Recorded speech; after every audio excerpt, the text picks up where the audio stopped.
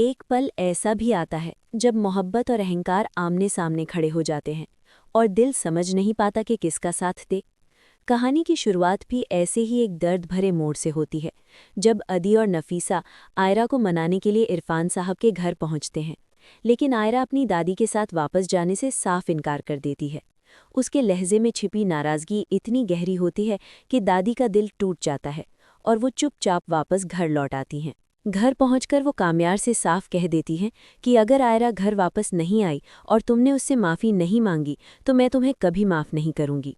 ये शब्द कामयार के दिल में तीर की तरह लगते हैं और पहली बार उसे एहसास होता है कि उसने आयरा के साथ कितनी बड़ी नाइंसाफ़ी की है। वो फैसला करता है कि अब वो अपनी गलती सुधार कर आयरा को फिर से अपनी ज़िंदगी में वापस लाएगा। लेकिन किस्मत जैसे इस कहानी में एक और दर्दनाक मोड़ लिख चुकी होती है।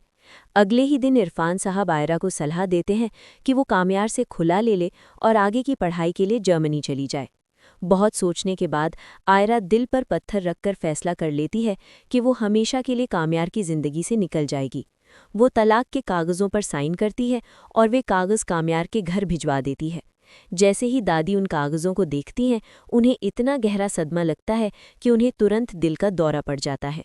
घर में अफरा तफरी मच जाती है और कामयार तुरंत दादी को अस्पताल ले जाता है। डॉक्टर बताते हैं कि दादी की हालत बहुत नाजुक है और उन्हें गहरा सदमा लगा है। अगर वे जल्दी ठीक होना चाहती हैं तो उन्हें किसी भी तरह की टेंशन नहीं होनी चाहिए। ये सुनकर कामयार सब समझ जाता है और सीधे आयरा के घर पहुंचता है। लेकिन वहां नादिर उसे बताता है कि आयरा तो जर्मनी के लिए निकल चुकी है और उसकी फ़्लाइट में सिर्फ 1 घंटा बाकी है। समय तेज़ी से निकल रहा होता है, मगर कामयार हार नहीं मानता। वो तुरंत एयरपोर्ट की ओर निकल पड़ता है, लेकिन रास्ते में उसकी कार का टायर पंक्चर हो जाता है। एक पल के लिए उसे लगता है कि शायद किस्मत भी उसके खिलाफ है, लेकिन वो हिम्मत नहीं हारता और तुरंत एक रिक्शा लेकर एयरपोर्ट पहुंच जाता है। उसका दिल तेज़ी से धड़क रहा होता है और आंखें आयरा को ढूंढ रही होती हैं। तभी अचानक उसे आयरा नज़र आ जाती है, जो बोर्डिंग के लिए आगे बढ़ने ही वाली होती है।